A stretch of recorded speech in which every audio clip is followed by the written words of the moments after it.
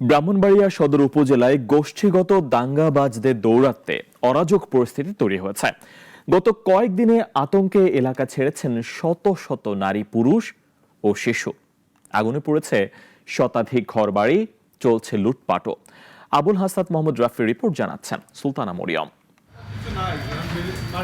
এলাকায় মাদক সেবনকে কেন্দ্র করে সলিম ও চান্দের গোষ্ঠীর মধ্যে শুরু হয় বিরোধ। পরবর্তীতে সলিমের গোষ্ঠীর একজনকে মারধরের ঘটনায় মামলা হয়। এরপর পাল্টা হামলায় দুই পক্ষের একাধিক ব্যক্তি আহত হলে এই অবস্থার সৃষ্টি হয়েছে। টানা ৩ দিন টেটা বল্লম নিয়ে সংঘর্ষে জড়ায় দুই পক্ষ।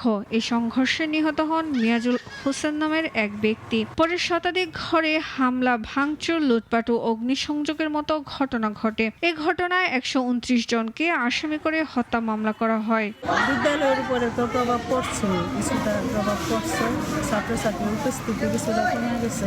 প্রতিদিনের সন্ধ্যার পরে এসে আমার বাতিজারও প্রায় আত্মাও ভাঙ্গিয়া মরণের পথে আছে, বর্তমানে সদর হসপিটালে আছে।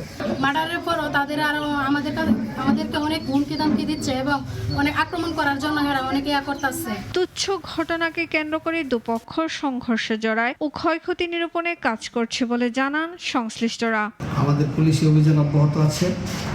বিভিন্ন মামলায় এখন পর্যন্ত ৩ জনকে গ্রেফতার করা হয়েছে। আমাদের গোয়েন্দা নজরদারি অব্যাহত আছে।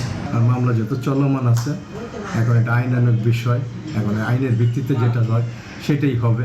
পরিস্থিতি নিয়ন্ত্রণে ও ক্ষয়ক্ষতির সঠিক পরিমাণ নিরূপণে কার্যকর পদক্ষেপ নেবে প্রশাসন, এমনটাই প্রত্যাশা ভুক্তভোগীদের।